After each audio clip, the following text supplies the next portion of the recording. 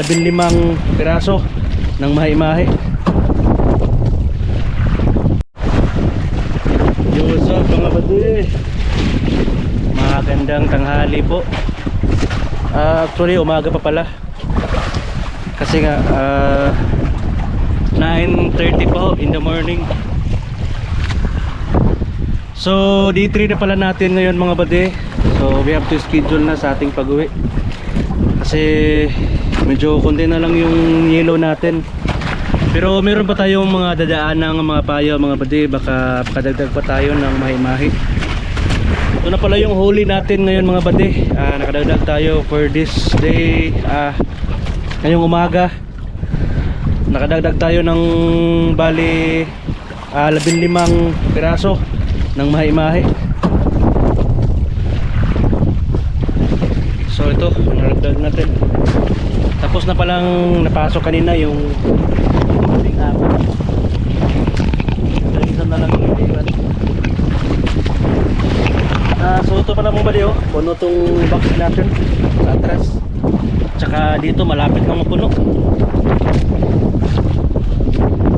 Kuha lang muna tayo ng yelo.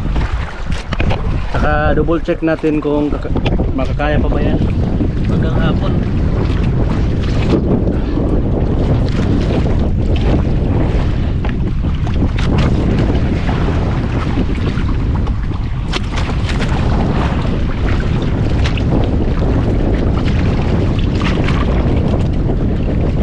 Labas muna natin ito panigurado, baka makita tayo ng mamaya lumba-lumba.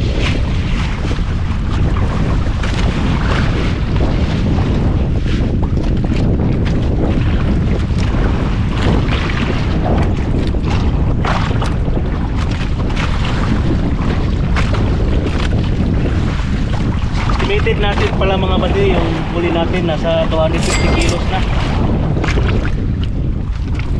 So marami-rami na ito mga buddy.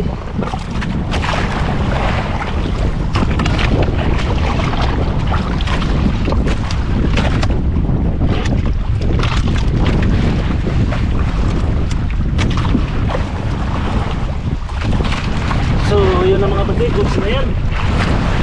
Yung mahi-mahi, hindi na kailangan kamihan pa ng hilo mga buddy.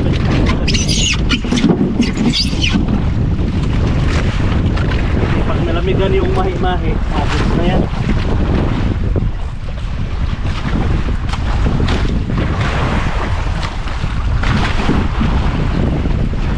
Siguro 10 pirasong mahi-mahi mga buddy, siguro puno na to.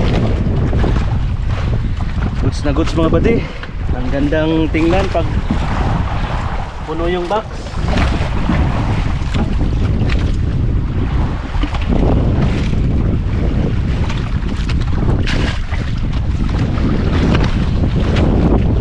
Nasa 50 miles pala yung uwian natin mga buddy. Nasa 300 degree na yung bearing natin. Kasi nandito tayo sa medyo south na parte.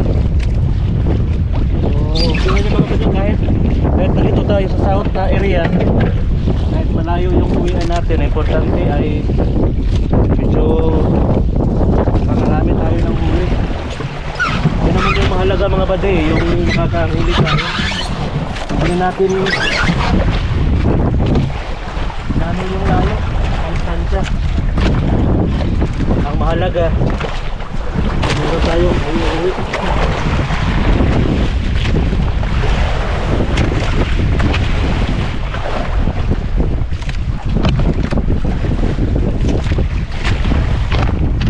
So yun na lang pala mga buddy. Happy watching po sa lahat. Kasi nga takpan na natin to, tsaka magsimulan naman tayo maghanap ng ibang payaw. So yun na lang po, God bless po, ingat.